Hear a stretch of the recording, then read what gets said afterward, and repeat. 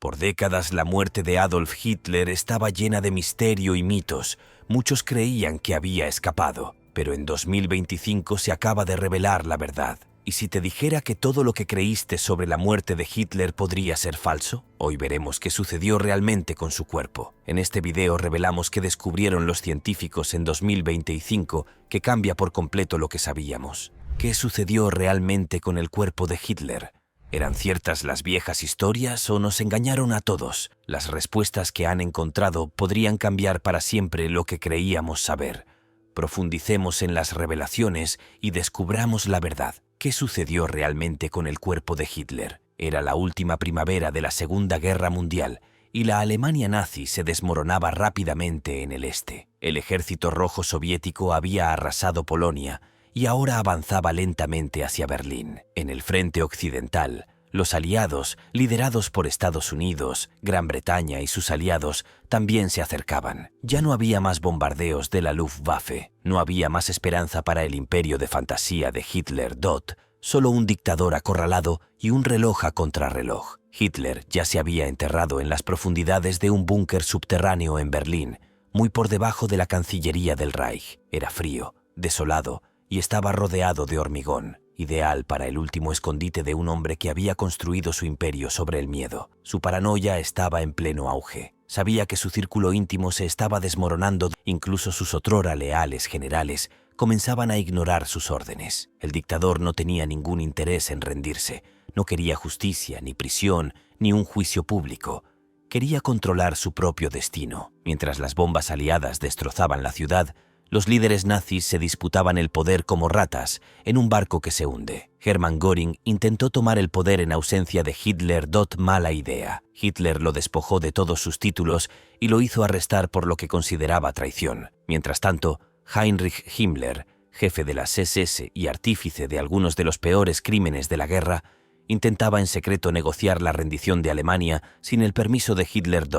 Cuando Hitler se enteró, montó en cólera. Himmler, antes visto como un sucesor, ahora era solo un traidor más. Para colmo, llegó al búnker la noticia de que el mejor amigo fascista de Hitler, Benito Mussolini, había sido capturado y ejecutado por rebeldes italianos. Su cuerpo fue colgado en público como advertencia. Esa imagen se le quedó grabada en la memoria. No iba a morir así. El 29 de abril de 1945, en las profundidades de su búnker, Hitler se casó con su pareja de toda la vida, Eva Braun. Fue la boda más deprimente de la historia. Sin pastel, sin invitados, solo el olor a miedo y gasolina. Tras la ceremonia, Hitler dictó su último testamento. Culpó a todos menos a sí mismo, obviamente, y se aseguró de maldecir a sus antiguos aliados antes de despedirse. Aún quedaba la cuestión de cómo morir. Himmler había dejado cápsulas, pero para entonces Hitler no confiaba en nadie. ¿Y si eran falsas? ¿Y si se trataba de otra trampa para probar el veneno? Le dio una cápsula a su pastor alemán. Blondie el perro, murió al instante. Fue una acción cruel, pero para Hitler era la prueba de que el veneno funcionaba. Más tarde ese mismo día, se despidió, entró en una habitación trasera con Eva y cerró la puerta. Cuando el ayuda de cámara de Hitler finalmente entró en la habitación, le impactó un fuerte olor a pólvora y algo agrio. Probablemente, el cuerpo de Eva Braun yacía intacto, lo que sugería veneno. El de Hitler era otra historia. Tenía una herida de bala en la cabeza y una pistola cerca. El dictador estaba muerto. También su esposa pero si ese suena como el final de la historia, no lo era, porque el verdadero drama apenas comenzaba. Los soviéticos querían un trofeo. Lo último que querían los nazis era que el cuerpo de Hitler cayera en manos enemigas. Stalin ya había puesto precio a la captura de Hitler vivo, soñando con sacarlo a la luz pública y usarlo como trofeo de propaganda. Pero con la muerte de Hitler, esa opción se desvaneció. Joseph Goebbels, quien ahora era el nazi de mayor rango que quedaba en el búnker, entró en acción. Ordenó que envolvieran los cuerpos de Hitler y Eva Braun en una alfombra y los llevaran al jardín exterior del búnker. Allí, rociaron los cadáveres con gasolina, echaron papeleo para encender la mecha y encendieron la cerilla. No hubo funeral. Fue un encubrimiento. Goebbels quería borrar las pruebas, borrar al hombre y dejar a los aliados solo con cenizas. Para cuando las tropas soviéticas llegaron al búnker, solo encontraron un revoltijo carbonizado. Aún así, recogieron todos los restos que pudieron, Cráneos, dientes, fragmentos de hueso, cualquier cosa que pudiera coincidir con Hitler. Creo que la mayoría de la gente conoce esta historia, y quienes han estudiado el tema saben que Adolf Hitler no se suicidó en un búnker de Berlín. A medida que el Ejército Rojo se acercaba, Stalin, siempre un maestro de la paranoia, no creyó los informes. Estaba convencido de que Hitler había escapado, quizás a Argentina, quizás a España, quizás a la Luna, por lo que sabía.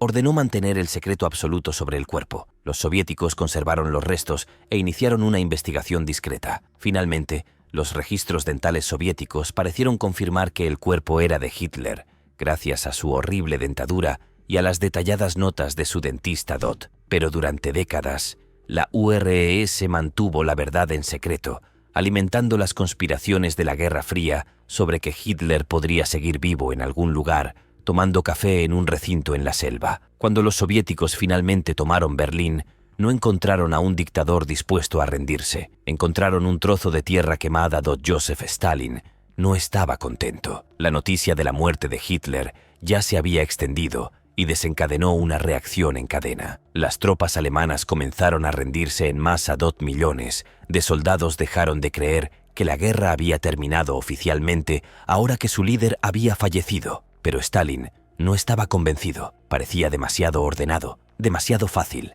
Después de toda la destrucción que Hitler había causado, Stalin esperaba algo más por toda Europa. Los soviéticos encontraron lo que creían que eran los restos dentales de Hitler y Braun, quemados y quebradizos, pero suficientes para hacer una identificación preliminar que debería haber sido el punto final. En cambio, Stalin comenzó a impulsar una narrativa muy diferente. Stalin no solo dudaba de la muerte de Hitler, quería que el mundo también dudara de ella. Apenas un mes después de que sus fuerzas descubrieran los supuestos restos, Stalin le ordenó al mariscal de campo Georgy Zhukov que elaborara un escenario que explicara cómo Hitler podría haber escapado. Stalin incluso sugirió en la conferencia de Potsdam que Hitler probablemente se escondía en España o Argentina. Y como Stalin era Stalin, la gente escuchó. No se trataba de una teoría marginal. Provenía directamente de uno de los hombres más poderosos del mundo. El efecto fue inmediato. En Estados Unidos, las primeras encuestas mostraban que la mayoría de los estadounidenses creía que Hitler podría seguir vivo. Mientras tanto, en la Unión Soviética, la idea se extendió como la pólvora, impulsada por declaraciones oficiales y especulaciones constantes. Por si fuera poco, los leales a Hitler se sumaron a la tendencia. Otto Abetz, ex embajador nazi en la Francia de Vichy, afirmó públicamente que Hitler seguía vivo y que simplemente se había escondido. No eran solo palabras. Les dio a los simpatizantes nazis clandestinos una razón para seguir luchando. Si Hitler no había muerto, la guerra no había terminado realmente. Esa lógica impulsó un pequeño pero peligroso movimiento de resistencia. Algunos creían que podían reagruparse. Algunos se negaron a aceptar la derrota. Otros solo querían venganza. ¿El resultado? Las fuerzas aliadas ahora tenían que lidiar con la resistencia nazi clandestina dispersa mientras intentaban reconstruir Europa. Ya era bastante grave que varias agencias de inteligencia, especialmente en Estados Unidos y Gran Bretaña, tuvieran que intervenir. Y no solo para limpiar el asunto. Tenían que rastrear todas las pistas posibles sobre el paradero de Hitler. Por si acaso Stalin tenía razón. Los mitos seguían propagándose. Para 1946, la guerra había terminado. Pero los rumores seguían vigentes. Los soviéticos seguían impulsando la teoría de que Hitler había sobrevivido. No importaba si realmente lo creían o no. Les servía para sus objetivos. Mientras Occidente estuviera distraído o inseguro, la idea favorecía a la Unión Soviética. Pero no todos estaban dispuestos a aceptarla. El contraespionaje británico en Berlín decidió que era hora de acallar los rumores. Iniciaron una investigación exhaustiva para determinar si Hitler había escapado. Tras meses de investigación, entrevistas y revisión de documentos, la respuesta fue que no había pruebas reales de que Hitler hubiera sobrevivido. Los británicos presentaron un informe oficial en el que concluían que el deseo mundial de inventar leyendas era más fuerte que la necesidad de la verdad. Pero la verdad no importaba mucho ante una buena historia. Incluso con esta investigación oficial, casi la mitad de los estadounidenses seguían creyendo que Hitler podría estar vivo. Y justo cuando parecía que los rumores se calmarían, algo extraño empeoró las cosas. Solo un año después de la guerra, los estadounidenses de todo el país empezaron a recibir cartas. El remitente, alguien que se hacía llamar Peletero número 1, una interpretación no tan sutil del Führer. No solo afirmó ser Hitler, dijo que vivía en Kentucky bajo una nueva identidad y que Eva Braun estaba con él. No solo eso, sino que, según las cartas, la guerra no había terminado. Este supuesto Hitler afirmó que estaba construyendo túneles bajo Washington después de Cristo, armando células secretas nazis encubiertas y preparándose para lanzar armas nucleares. Incluso afirmó tener naves espaciales invisibles listas para llevar a los nazis al espacio e instaurar un nuevo régimen. Por supuesto, nada de eso era cierto. El hombre detrás de las cartas resultó ser un predicador bautista menor de edad.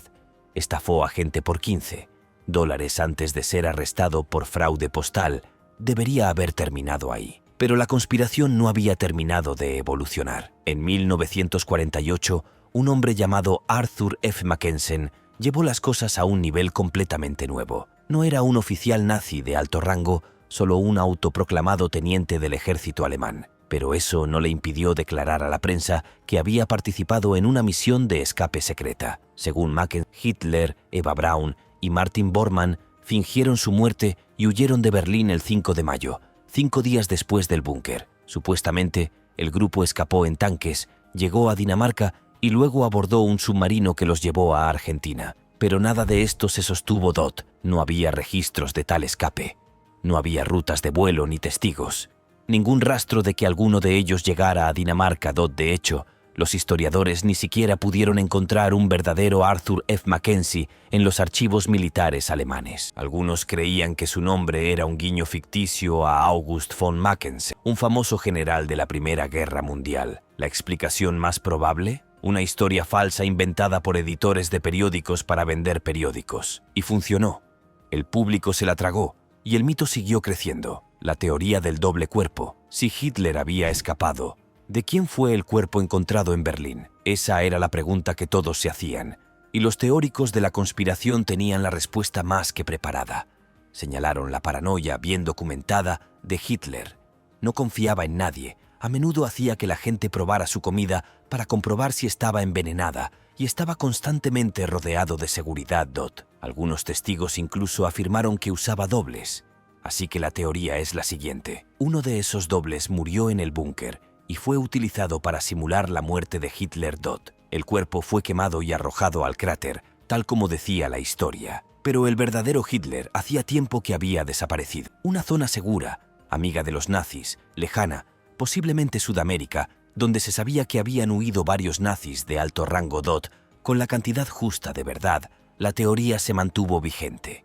Y cuantas menos pruebas la respaldaban, más gente creía que alguien debía estar ocultando algo. En la década de 1950, las agencias de inteligencia estadounidenses no tenían respiro. El FBI y la CIA recibieron una lluvia de pistas que afirmaban que Adolf Hitler había fingido su muerte y había escapado. De hecho, Hitler huyó de Alemania semanas antes, utilizando un conjunto de túneles subterráneos que conducían a una pista de aterrizaje, y esa pista de aterrizaje fue tomada por aire. Lo trasladaron en avión desde Berlín. Los avistamientos provenían de todo el país. A veces era un tipo con un bigote sospechoso en el supermercado. Otras veces era un policía de tráfico que se tomaba su trabajo demasiado en serio. En cada ocasión, las agencias abrían una investigación breve, examinaban superficialmente y luego tiraban los archivos directamente a la basura. Aún así, la conspiración no se extinguió. Se coló en lugares donde no debía, como los juicios de Nuremberg. Incluso allí, se dice que un juez reflexionó un momento sobre la idea antes de descartarla. El rumor era demasiado fuerte como para ignorarlo, pero no lo suficientemente convincente como para tomarlo en serio.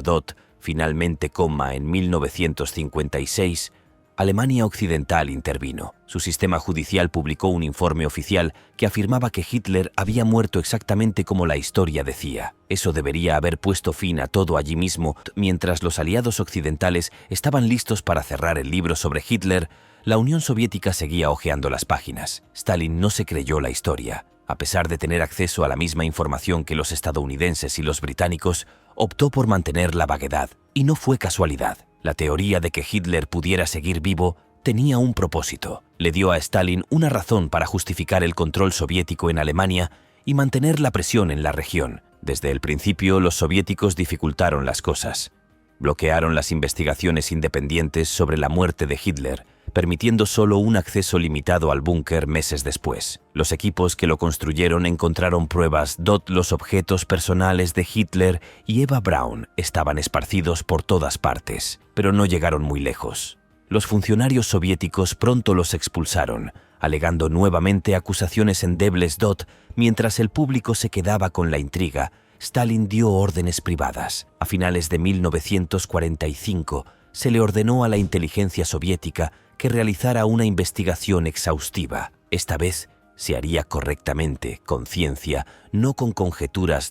Los investigadores regresaron al búnker y recogieron muestras de sangre del sofá y la pared donde se creía que Hitler había muerto. Las pruebas de laboratorio revelaron que el tipo de sangre era el que se conocía de Hitler. También excavaron más profundamente en el cráter de la bomba en el exterior y encontraron fragmentos de cráneo. Un fragmento presentaba daños consistentes con una herida de bala. Fue un hallazgo desalentador, pero coincidía con los informes de Hitler. Estas pruebas parecían sólidas, se alinearon con el testimonio de testigos presenciales y respaldaron la historia ampliamente aceptada de un suicidio en el búnker. Pero aún así, persistían las dudas. El caso nunca fue irrefutable y las conspiraciones prosperan en zonas grises.